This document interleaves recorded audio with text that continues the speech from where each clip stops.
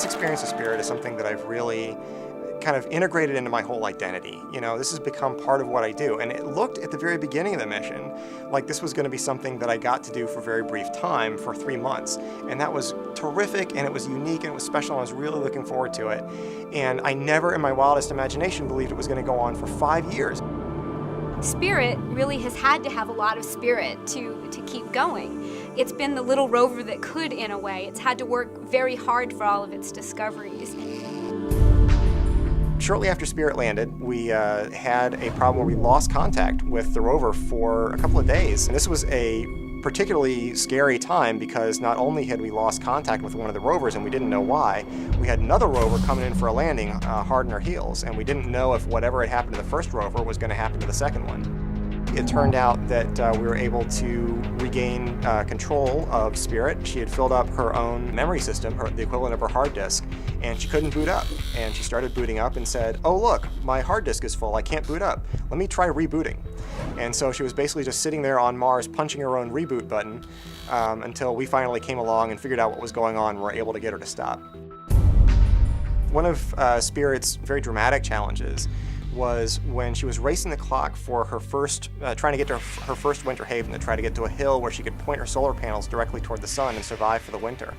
And she was already a little bit behind schedule, and she was racing across these plains toward the hill. And as she was on her way, her right front wheel, which had been giving us some trouble, finally stopped working. And so now, instead of having a 6-wheeled rover, we had a rover with 5 wheels and an anchor.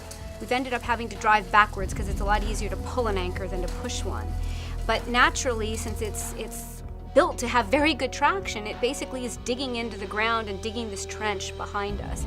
And as we dig this trench, we're able to see things that are normally invisible, things that are under the surface. One thing that we seem to be finding almost anywhere we're digging this trench are these widespread deposits of various kinds of salts and minerals. They look this brilliant white or yellow in the color images, and that's because they're either sulfur or silica or salts of various kinds.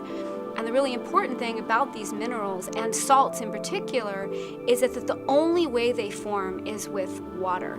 So the fact that we're finding these salts is real evidence that there was hot water over a very widespread area where Spirit is exploring right now, not just little isolated pockets. Mars really could have been a place that supported life.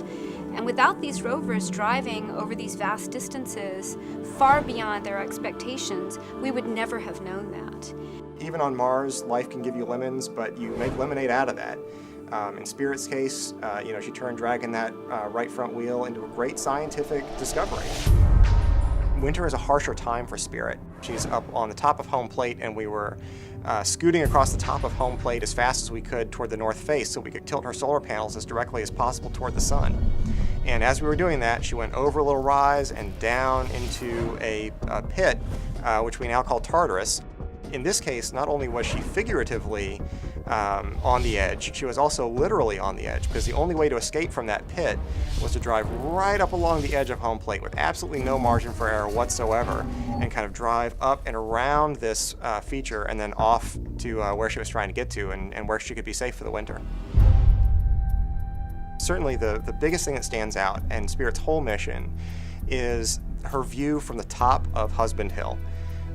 This little rover that wasn't ever really designed to climb over anything bigger than her own wheels had now climbed a hill the height of the Statue of Liberty and was standing there at the top of that hill. And took this beautiful 360-degree panorama and just saw the most beautiful, striking, hilly landscape with this spectacular orange sky and the beautiful rust-colored ground. And it just sort of put the whole project in perspective for me. This was what we were there for, to explore and go out and see new places that have never been seen by human eyes.